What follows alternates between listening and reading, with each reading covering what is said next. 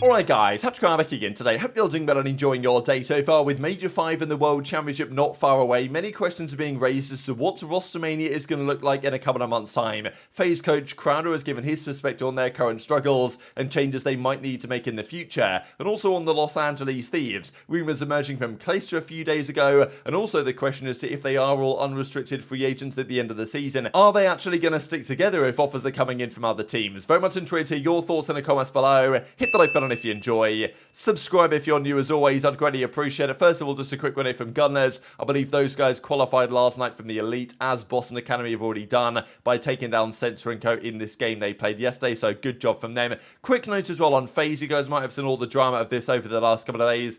FaZe are in a tricky spot, right? Because they went public for some reason. I don't really think that was ever going to work. Their brand, obviously, FaZe as a brand is fantastic, but as a business, does it really work? You know, they've got serious problems to solve, obviously. Now, they're on the stock market trading publicly, but I don't think that's going to last for long. There's talk about a reverse stock split. I think really what they probably want to do is take it private again. Exactly how that works, how they execute that, who wins, who loses, is a bit of a debate right now, and I don't exactly know what the future of FaZe is going to be, especially in regard to, you know, the Call of Duty team. Now, obviously, the Call of Duty team isn't owned by FaZe, it's owned by Atlanta Esports Ventures. They have a licensing arrangement with FaZe to be branded as FaZe, so, you know, there's a debate to be had on what the future is there. I don't think this will massively affect the Call of Duty team. It's more likely to affect, you know, the CSGO team or something like that that's actually directly tied into FaZe Clan, but I still wanted to mention it and keep you guys updated, because obviously FaZe is a massive organization in the Call of Duty esports you know, history and just Call of Duty in general, and it's going through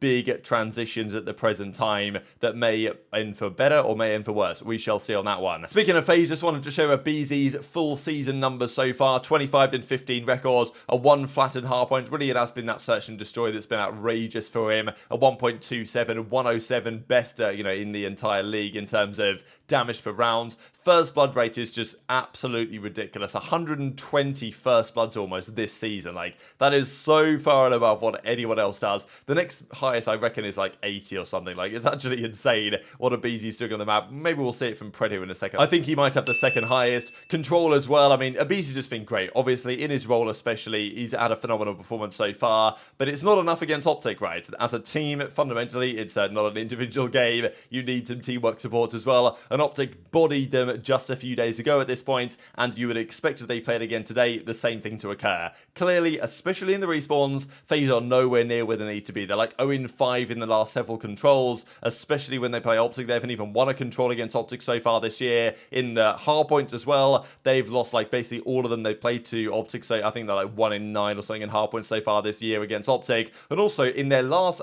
since the start of Major 3 quals, Major 3, and since then, FaZe are 9-18, I believe, in hardpoint against the top 8 teams. That's a 30-odd% win rate. I mean, that's absolutely unacceptable. They need to be at least 50% FaZe. I mean, think about FaZe being, you know, 35-odd% win rate against the top 8 teams in hardpoint. I mean, it's absolutely remarkable to think about. So they've got some serious problems to solve. Now, Crowder went on the Scrap Time podcast. You can see how happy he is here on the left-hand side, discussing the situations with FaZe and the frustrations they're currently experiencing, talking about how in scrims, it's a bit better, but it's far from ideal how they're playing, and the mistakes they talk about every single day, things aren't changing when they actually get to the game itself. So I just wanted to share Crowder's perspective here because I thought it was pretty interesting, and he says towards the end that he doesn't believe it's a personnel problem. Now, he's obviously not going to say, yeah, we need to drop Slasher, right? And he's had good success with Slasher back in the 100 Thieves team back in Black Ops 4. He says they might need to change a couple of things around to get the most out of Cellium, but you know, he says that, okay, people are saying that it's more of a, you know, basically what he's saying is people say drop Slasher. He reckons that's not necessarily the solution, but he doesn't completely rule out the possibility of needing to make a change at some point. Yeah, I mean, we just don't play hardpoint like fundamentally correct, and it's not something where it's like we're not trying to fix it, because we are. It's like we're, you know, it's obviously very evident when you watch the minimap of our team play. Like, I mean, I feel like it's pretty obviously what you can see going wrong, but like for some reason we still keep doing it, and we somehow got 170 points with some of the mistakes we were making. But like OpTic, if you just watch the way they play and then you watch the way we play, like we're never going to beat them. Or any it's not even just an OpTic thing, by the way. Like it's any good hardpoint team right now, we're not going to play well, or it's going to be very hard to win unless someone has a crazy game, because the kills that we are getting and the stuff that we were doing is literally hurting. You know, like it's just not fundamentally correct. We're just playing shit God. And until we stop doing that, like it's going to be very hard. So like, yeah, the OpTic matchup's annoying because we're not playing very well against them. And they're playing very well as a team. I think they're a great team right now. They look insane. Our scrims do play better slightly in matches, but I'll even say to that, like a lot of the times that like in scrims, like you get away, like if you keep handing people golden tickets to beat you in matches, you're going to lose them. And especially against teams like OpTic, LA Thieves, any team with like a respawn dominant, like, you know, like, I don't think it's a personnel problem to the degree that people are making it out to be. Like there's definitely ways where we can activate MC a little bit more, like obviously in his flex role and like try and get MC, like Austin into the main. Like I've seen people talk about that, but like as much as people want to deep dive into some of that stuff and like, you know, all that, you know, like all that thing, all the things that people like to talk about, like there is a very big problem right now with, and all four of my players know this. Like this is not something where I'm like on this, you know, like that we've talked about this. We're like, we need to stop doing dumb shit, and we need to like, and like period. It doesn't matter who's on the map. I know that Simp also kind of briefly addressed this on the Merc and Maven podcast, but frankly, it was kind of, you know, good PR trade answers, didn't really say all that much. But I did want to say on, you know, the whole Crowder situation, just because at the end of the day, people say that Slasher should do more on the map, but I certainly understand that perspective. He definitely should be. He could do one of three things. Either he could slay harder, right, which they probably don't need him to do, and you can argue that, okay, well, Slasher can't slay hard anymore, which maybe is true. Like, he's probably not prime Slasher, but, you know, back in the day, he was definitely a top-tier slayer in the game, and, you know, has his good moments where he still slays like that. So, but they don't need him to slay, obviously, with the talent they've got, or get him to sit in the hard points. That's the thing that surprises me in a way. Why not just put Slasher on the leash, get him in the hill, and he's the hill kitten the whole time. Let the other guys run loose and do it, and see what happens as a result of that. But you know, when you look at the numbers, Slasher is not getting crazy amount of kills. He's not really getting that much hill time. And is he actually being the leader in the comms, right? Because ideally, you want him to do at least one of those three things. And right now, it doesn't really seem like he is. Now, is that Slasher's fault? Maybe. But is it also the way they're setting their team up right? Because fundamentally, they seem to be trying to share the hill time between Slasher and Cellium. Who's actually leading the comms? Have they made a clear distinction on that? I know that Simp said in this episode that their comms, they kind of feel like they've figured that out, and it's now more about the fundamentals of how they play the game, and it kind of does all come together. But then the question comes back to Crowder, right? Because fundamentally, when FaZe were winning everything, Crowder was like, oh yeah, Crowder's the GOAT, she's the GOAT to all this. But, you know, obviously, he's got to make a decision, and the team has to make a decision as to what their team setup is, because if Slasher, who I think is more capable than he's showing in the game, is not performing at that level, there's questions around the way the team is set up. You know, what's Crowder telling Slasher to do? That have to be raised here as well, because fundamentally, when you've got a team with this much talent performing at the worst level they have in years, you know, there's got to be criticism leveled on probably all sides of the discussion here. So that's the FaZe piece. The other thing I want to mention, though, is on Los Angeles Thieves. I saw this clip a few days ago, but I wasn't sure if it was fully accurate, but I got it confirmed to me last night on very good authority that indeed what Clayster says here is absolutely bang on the money, that Los Angeles Thieves did take a pay cut of sorts at the end of last season to stay together as a team.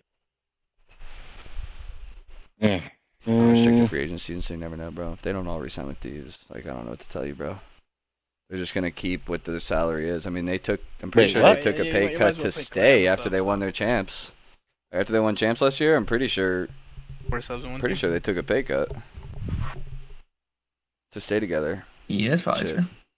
So this is the Jacob Hale contract document here, what we believe is currently going on with all the players in the league going into the offseason. Now, that was a very interesting statement from Clay, and he says that, you know, from his understanding, and from my understanding as well, that did happen, that Thieves, to stay together, took something of a pay cut. Now, whether that's a relative pay cut, as in other organizations came along, as you would expect them to, and said, hey, we want Kenny, we want, you know, Envoy, whatever, like, get him, you know, we'll pay you this. And the team decided, no, we're going to stick with it, and we're going to, you know, basically extend our current contract. Because their contracts were extended at the end of last year. My kind of assumption would be that if a contract is extended, it would be extended under the same terms, as in, you're on a 1+1, you signed a 1-year deal, we're now going to extend that for 1 more year with, you would think, the same salary and all this type of stuff. Maybe there's some room for maneuver there, right? Maybe they can actually change the salary, because you would think maybe on a 1+1, if inflation was massive, they might bump up the salary in the second year. So I guess there is part of that 1+1 deal where Los Angeles Thieves maybe said, look,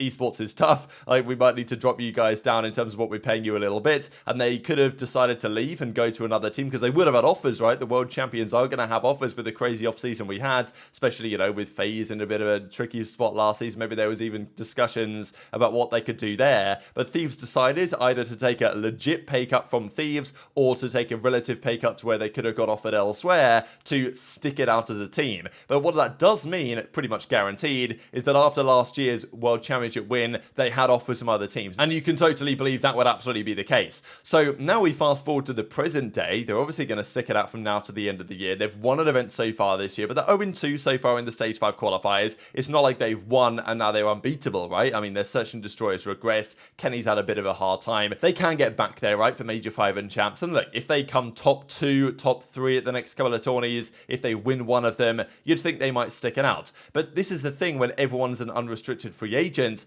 that anything can happen. Even last year with OpTic, they were in a bit of a predicament, right? Because, you know, Shotzzy was going to go. He was unrestricted. He could just walk away. iLLeY was also unrestricted and I think could walk away. So Shotzzy almost went to FaZe. I mean, you'd think that Shotzzy and OpTic would be a locked-in thing, but it wasn't really because, you know, contract was an end. Even Hydra, right? He was potentially going to join OpTic, and there was the Cammy thing, and all this was going on because those players were unrestricted. Certainly in Hydra's case, that was the case. So if you're Thieves, what offers will these guys get? I mean, I think there's going to be lots of people that want to have a look at these guys, the likes of Envoy. I believe that Octane has said, and I definitely believe him when he says, that he wants to stay with Thieves effectively until he retires, right, as his final team. He was there in the glory days of 100 Thieves back at, you know, the Black Ops 4 season. It's been the best organization he's ever been a part of, and they might well feel the same, the other guys on the team, but fundamentally, if they get a big offer from somewhere else, and they're unrestricted, and their team maybe feels at the end of the year that it isn't going to work, you know, for one more year, like every year it goes on, and the chances of the team continuing to succeed feels like they're going to diminish somewhat as every other team continues to bolster and find a way to beat you in this type of stuff. So it's interesting. I think that Envoy, people will certainly be interested in him. Kenny, obviously, I mean, look, he's still Kenny at the end of the day. Yes, he might be having some bad series here or there, but he's still Kenny. Do him and Octane want to stay on Thieves long term, though? I think they probably would. I think that maybe Envoy and Drazah are the most likely if there were to be offers to come in from another team to potentially leave and go elsewhere. I imagine Octane and Kenny will want to stay, but, you know, because Kenny's never been dropped in his life, right? And him and Octane obviously have a good relationship. So just think it's very interesting to monitor Thieves, because let's say they have a bad run in the qualifiers to the end. Maybe they even start at losers at the major. It's unlikely, but it could happen. They've started here 0-2. They don't perform that well at Major 5. They get top 3 at Champs. You know, I think changes will probably happen there, especially if they're all UFAs, which I believe that they are. And of course, if some of those players might go elsewhere, who's the candidate going to be? Well, this has got to be one of them, right? Pred's numbers this season are absolutely out of control. Obviously, you know, don't mention the O word, as Breaker Boy would say, but a 97 for the season. I mean, these are, like, it's got to be said, these are some Scump level numbers, right? I mean, obviously the numbers aren't everything, but the numbers obviously mean something, right? I mean, look at the numbers here. I mean, yeah, so 88 first bloods. I think that's second highest in the league to aBeZy. So 88 is like right up there. But yeah, aBeZy's what, 119? It's absolutely insane. Controller's got a 1.2. Search has got a 1.3. I mean, damage kills, like, just ridiculous. Performing at pretty much undeniable levels. One thing I will mention, though, just before we close out, is there's only 2 players in the league that have performed better stage on stage, and one of those is Huke, right? So he's getting better by the stage. He was at a 1.07 in stage 4. This stage so far has got a 1.05. It's funny because Kenny so far this stage has a 0.7, but the other player to have improved in KD every stage is Kenny. No surprises there. We know Kenny gets better throughout the year, but yeah, had a 1.06 Kenny did in stage 4. He started out with a 0.7, so, you know, Huke is the most probable to keep this going, and if he does keep this progression going, then, you know, would you get Pred? Obviously, that's the big debate of the last few months, but if you don't get Pred, then maybe Thieves get Pred, maybe FaZe get Pred. That's the discussion as it's culminating to at the present day. So very much enjoyed to hear your thoughts in the comment section below. Hit the like button if you enjoyed, subscribe if you're new, take care, and I'll see you next time.